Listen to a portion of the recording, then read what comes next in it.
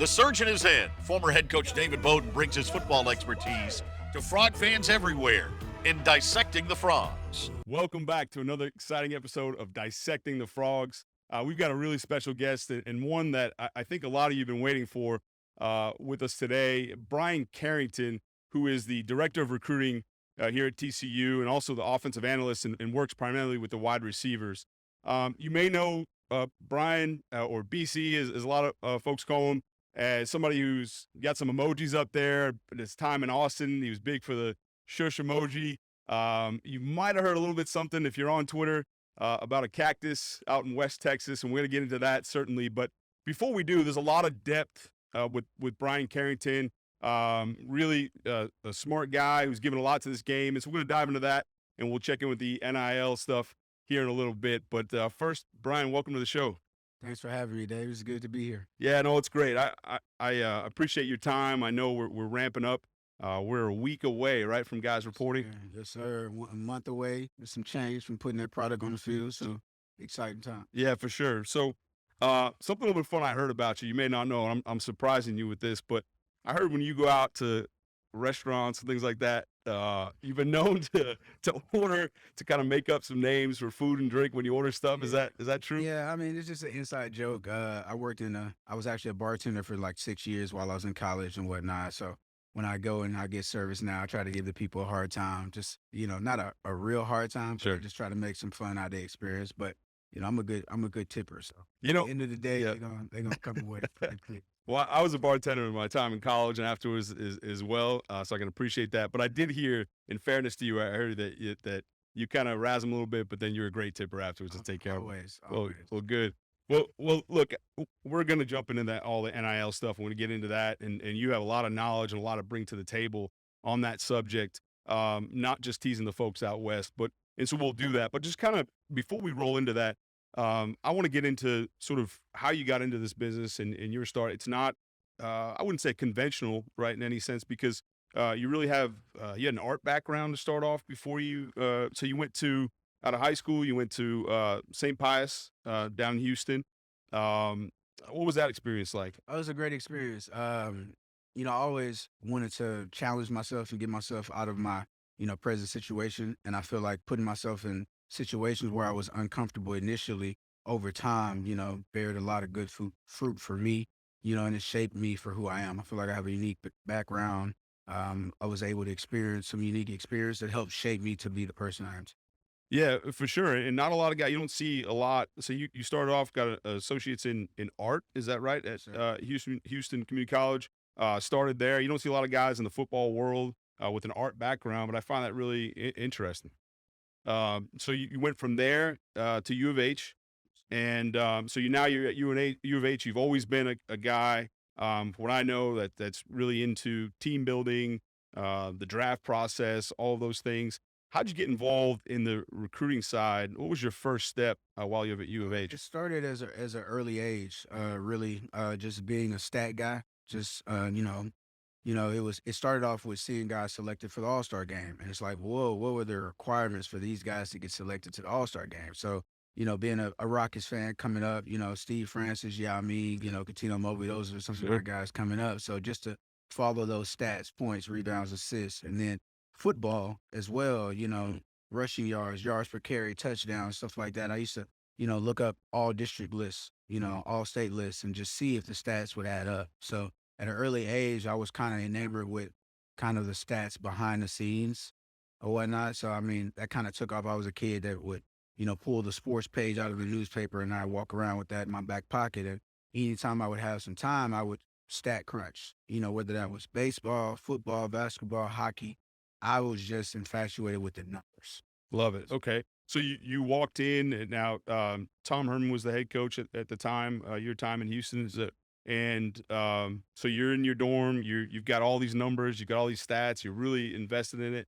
And you just kind of walk into the football facility. Is that right? So I was in class one day, and Professor David Walsh was talking to the students, and he was like, hey, it's not the good old days where you get a college degree and you get a job. You need experience.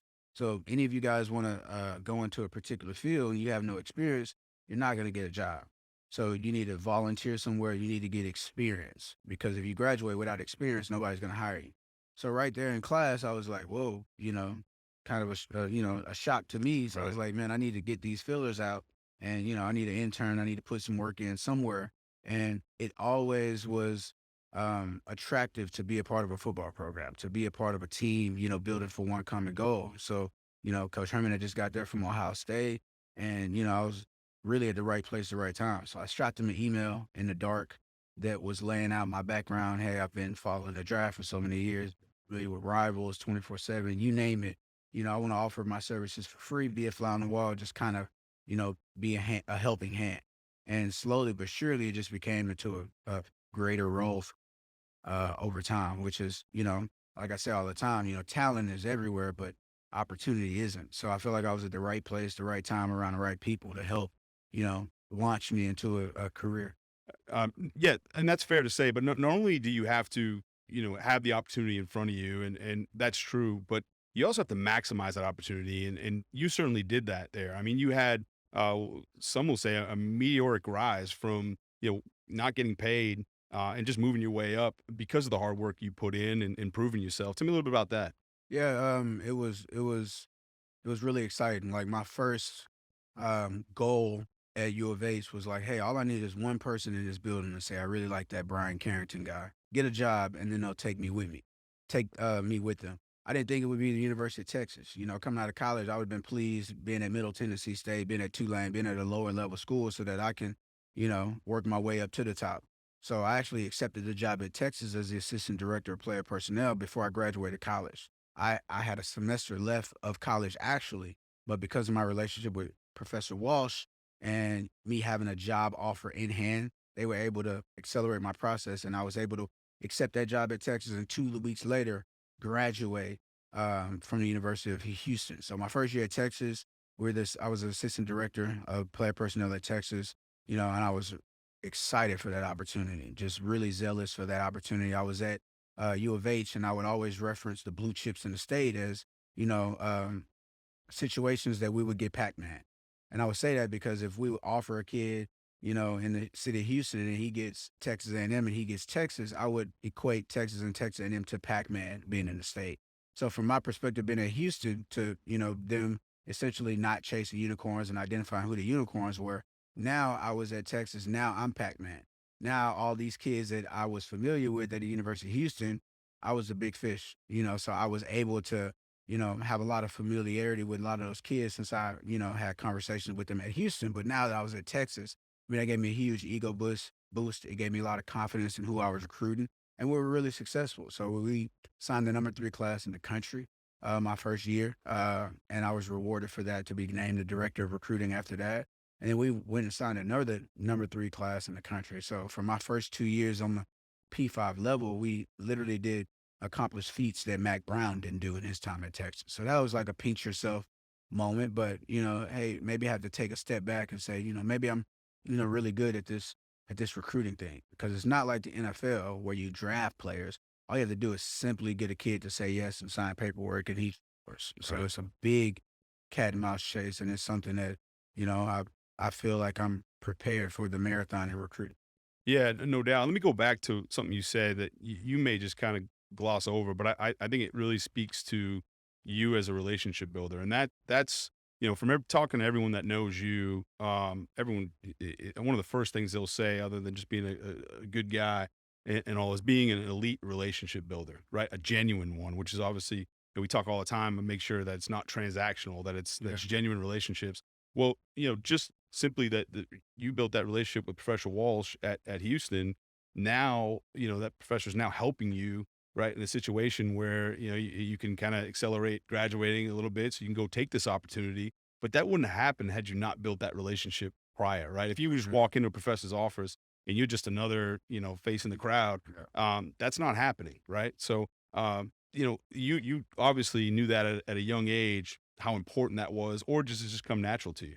Yeah, I feel like my background just shaped me to be a really good people person.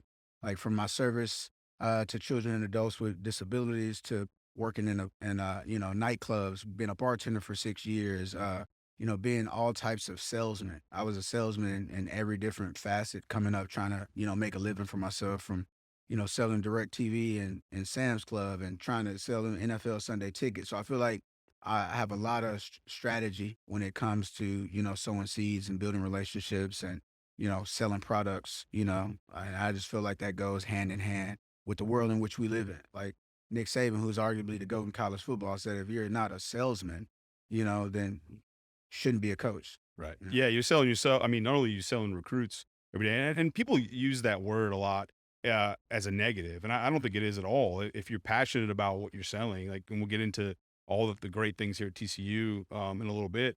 But if you're passionate and you're confident in what you're selling, then being a salesman and selling it to people, it's not a bad thing at all. Yeah, because I tell people all the time, like recruiting is going to come down to two things. Like somebody's going to sell you on something and you're going to believe it. And another school is going to put you in a position to empower yourself. It's up for you to make sure, which is which. So it's a school's job to sell you and pitch you on a university and stuff like that. But at the end of the day, you have to find out what those people stand for. You have to see if this guy is just a used car salesman or is this guy really selling something that he believes in. Because if you believe in the product, you're going to be much more zealous. You're going to be much more successful in sowing seeds and trying to bring people to university because it has to be mutual. I don't want to be in a position where I have transactional relationships with kids because I'm going to look up over time and I'm going to be bearing a cross when it comes to relationships. And I'm never going to put myself in that position. Yeah, no question, and that's been your reputation. I will say, so you from Houston, that transition, talking a little bit about the difference in recruiting, right? From at the time, a Group of Five school to a elite Power Five school.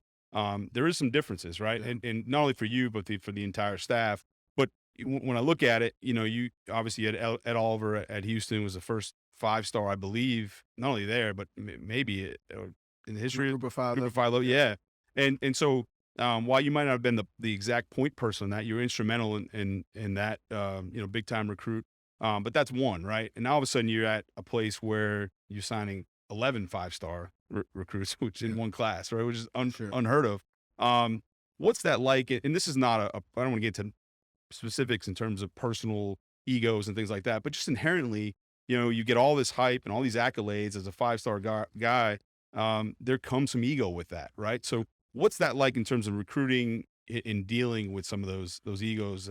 That's a little different than It's all about establishing a relationship based off on trust. If a kid can trust you and he feels like you're not just trying to be a salesman, then that's where you build your merit. All right, you got to lay the foundation. A lot of people, pick up the phone, offer a kid, and then the kid might not hear from that person from 30 days. You got to lay your foundation with these kids, and you have to let them know, like, it's a lot of kids I have great relationships with that don't choose the university that, the logo that's on my chest, but I still, am a resource for that player. I still want to be a big brother. I'm in this industry to help change the lives of young men and be a brother and be a resource to them at this age. And I feel like with social media and the way the world is now, like you got to look at the landscape. The landscape of right here where we stand right now and a 5-mile radius is the most potent recruiting territory in the country. It's hostile. Like this is the most competitive environment ever. Between a 5-mile radius from here, you got Texas Tech, you got Baylor, you got Texas State, you got Houston, you got Rice, you got Texas A&M, you got Tulane, you got LSU, you got La Tech, you got Arkansas. Then you got the blue bloods that always come into this state recruit talent. So right, 5 hours, right? Yeah. You going toe to toe with everybody out here. So I feel like the time that I had at Texas kind of seasoned me, for the war in the trenches, for the marathon of what recruiting is in this hostile environment, in the most competitive, recruiting territory in the country. So it really come with it. Yeah, for sure. And to be the, director of recruiting at your age is just extremely impressive. So, so that staff, that staff breaks up and gets let go, and you end up at USC, right? Before you time here in Fort Worth.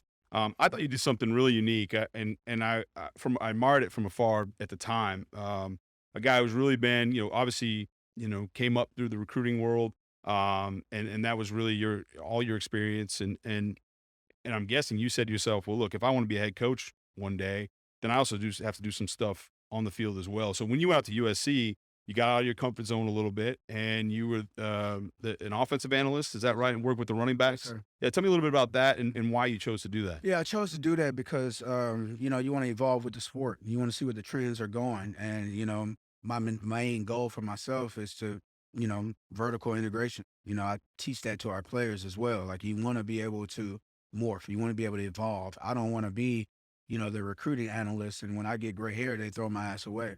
You know, I want to provide some longevity for myself. So if I like college football and I'm enjoying my time in college football, and I feel like I'm a really good recruiter, adding this to my belt is only going to make me an even better recruiter, because I've out recruited, you know, head coaches and position coaches, and I don't have a run. You know, I don't control playing time. That's a huge variable when it comes to, you know, selling and pitching your university to kids. And so I thought to myself, like, I owe it to myself to put myself in a lane where I can control more variables. And in turn, I'm going to be way more successful recruiter now. I mean, I've been utilized so many times at Texas, and at other places I've been, even this past winter at TCU, to be able to go on the road. I mean, going on the road to be able to recruit a kid, I mean, that's just something that I'm really passionate about. I get to see you in your environment. I get to come to your element. I get to I can speak to that, Coach. recruit the lunch lady. Yeah, that's right. You know, that's You came in and saw me as Yeah. as a high school coach, and you're on the road at the time, and really made a mark. I mean, you could tell right away that, you know, hey, this guy's going places and doing some things. And you also had the opportunity out while you were out there in LA, to earn the opportunity to be in the Bill Walsh Diversity Fellowship program and went out and worked with the LA Rams.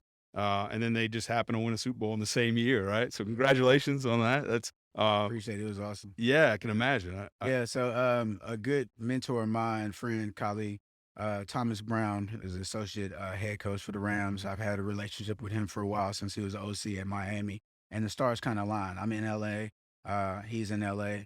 Opportunity presented itself, and I seized the opportunity. I mean, it was an unbelievable experience to be from where I've been, from looking at this stuff in the newspaper, to now I'm in an NFL camp, and I get to see Aaron Donald, who by far is the best football player I've ever seen in my life. Like, Tough to argue. yeah, he's the best. He's unreal. So just from a personnel standpoint, from a, you know, fan standpoint, from just that experience was just, you know, invaluable.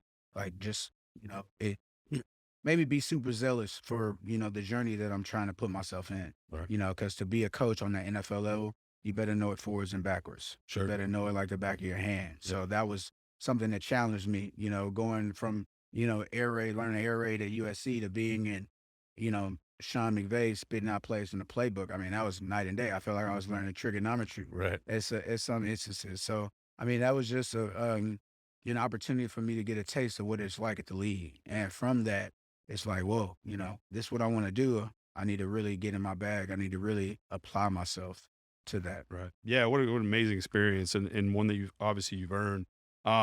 So Coach Elton, in this profession, you know, we know coaches there's two types of coaches, right? Those who've been fired and those who are going to be fired. Yeah. That's really it. And so things don't work out. He moves on.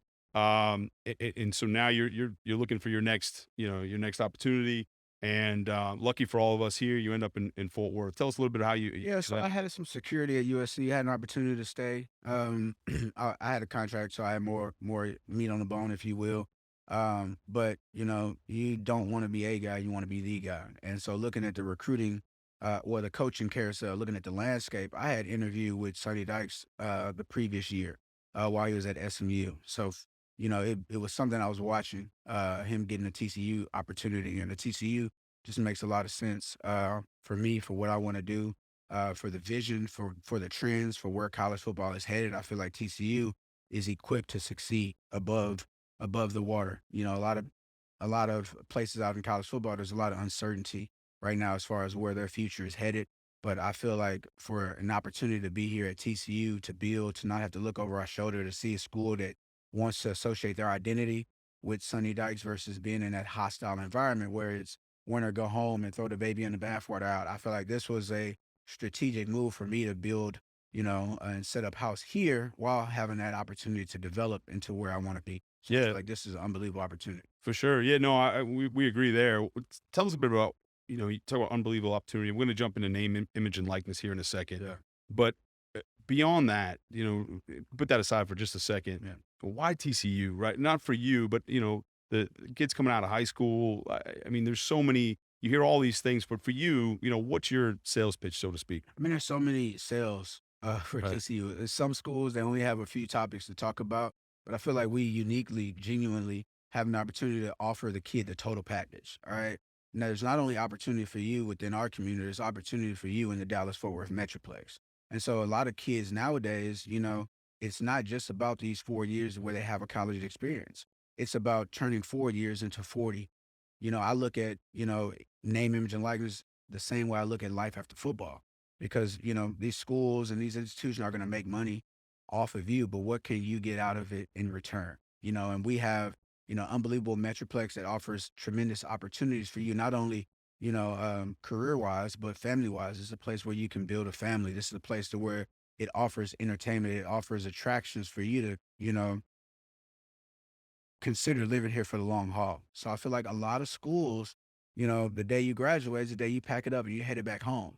But we offer an opportunity not only for you to cultivate a brand for yourself in this city, but we offer a place for you to want to see yourself, having children, having a wife.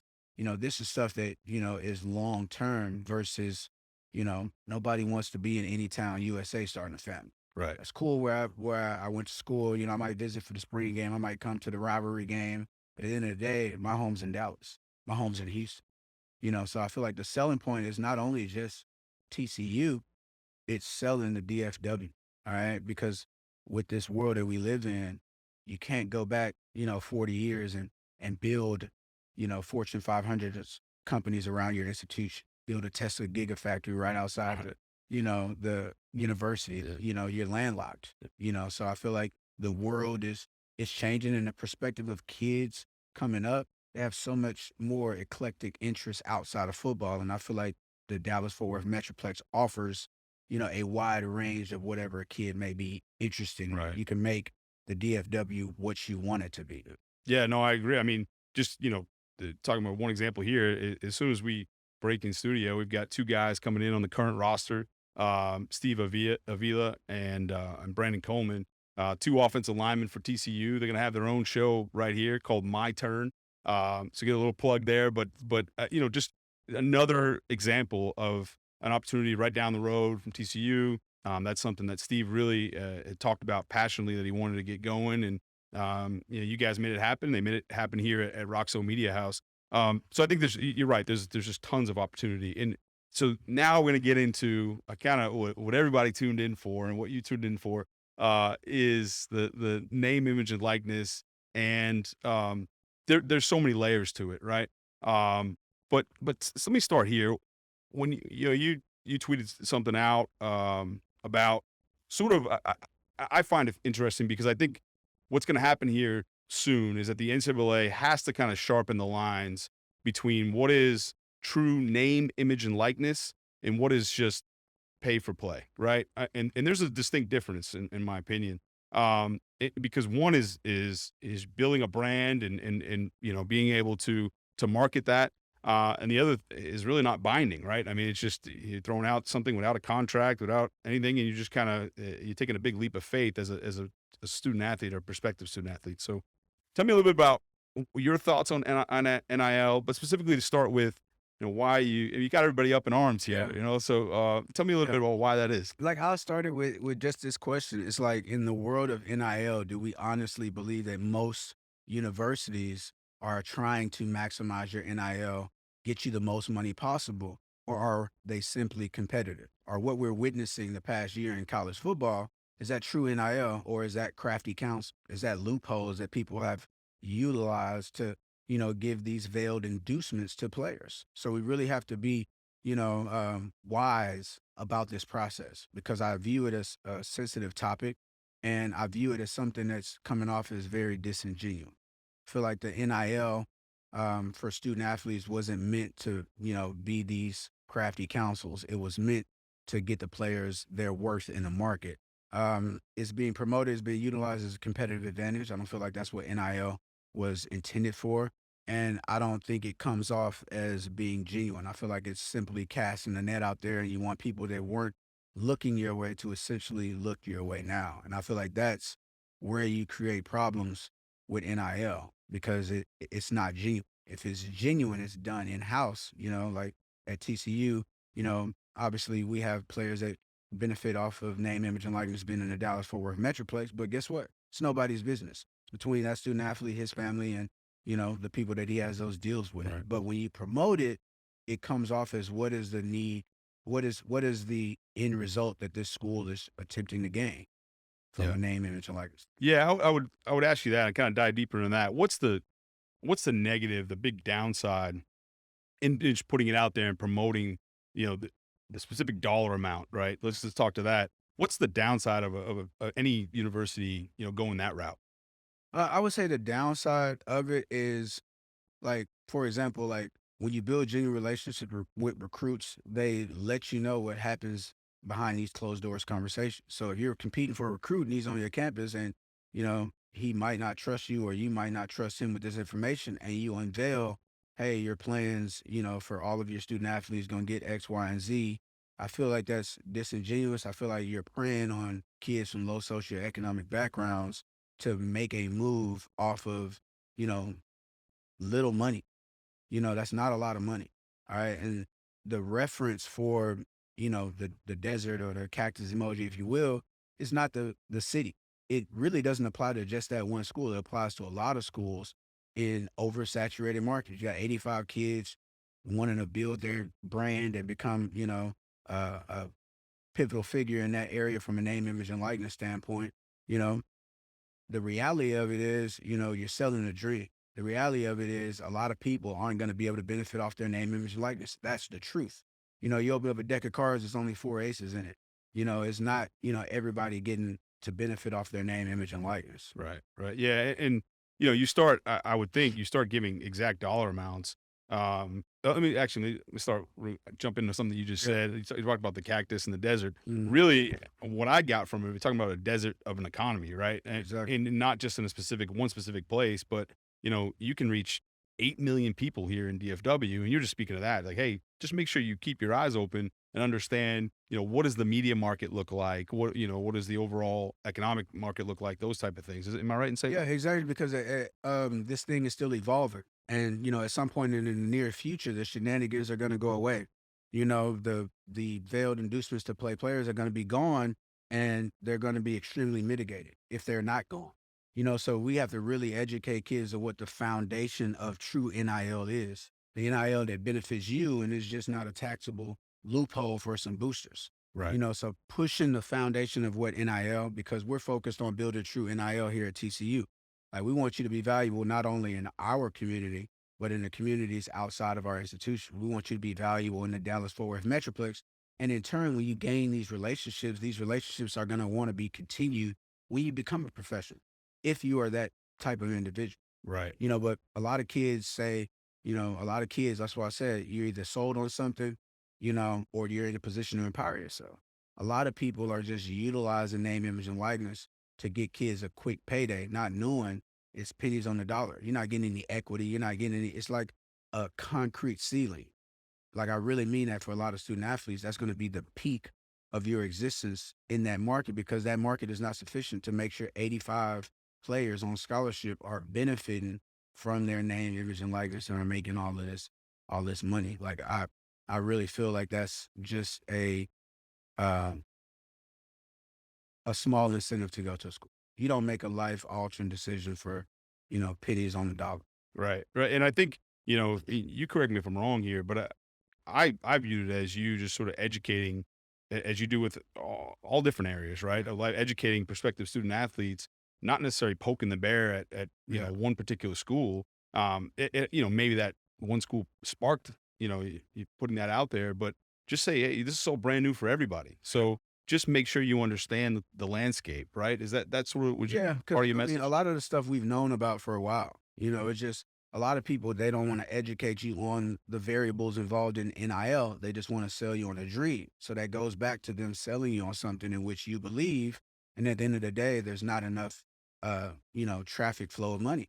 And like you said, a lot of this stuff is vain promises. A lot of this stuff, is, it's, let me get my, Yeah, it's really not contractual, right? When you say it's vain promises, just because it's not like they have a contract there. And if they do, that's dangerous as well, prior to stepping on campus, because if all of a sudden, you blow up and you're a superstar and you're, I don't know, Patrick Mahomes or any of these superstars in the NFL, and you sign something long term, right, for name, image, and likeness, now that is completely underneath your value, right? So you have to be careful, I think, on both ends. yeah, and you have to be careful of what else is involved. Like I'm pretty sure like this is an annual based deal for most people around the country. So they sell you on this number and then they times it by 4 years, not knowing that there's some stuff to maneuver around to get to the end of the 4 years. Right. And it's a crucial point because you talk about the transfer window and I talk about name, image, and likeness being very disingenuous. The transfer portal ended May 1st. For you to jump in the portal and have immediate eligibility at another institution. Isn't it ironic how the next week you have schools coming out with initiatives, coming out with, hey, all of our players are going to get this, that, and the other. So in the world of name, image, and likeness, do you really believe that they're trying to benefit you and maximize your name, image, and likeness, or are they simply competitive? Because here's a situation where they are hiding money. They're literally hiding money. If Right. they, let you jump in the portal on May 1st and then May 7th, here's this brand new initiative and everybody on our team is going to get X, Y, and Z. That should show you that this is a business. It's still a business. All right. So a lot of people shouldn't, fall for the banana in the tailpipe, Yeah. but Sure. most importantly, people should be educated on the variables of NIL and Right. what true NIL is. Yeah, and that's A the lot of bottom people- line, right? Yeah. A lot of Yeah. people promoted what I see as a perk. All right. So it's like you're going there for a perk. You're not going in there for a true NIL opportunity. And we talked about this before. Look at the NBA. Look at the landscape of the NBA from a name, image, and likeness standpoint, because this stuff has continued to be going on. It's been going on. So you got teams from smaller markets that target players that went to college and had success at smaller institutions because they can retain that talent. You got teams from smaller markets targeted foreign-born players. What happens when the player goes to these, goes to UCLA, goes to USC, goes to Texas, goes to Duke, goes to North Carolina, and then they become to the NBA.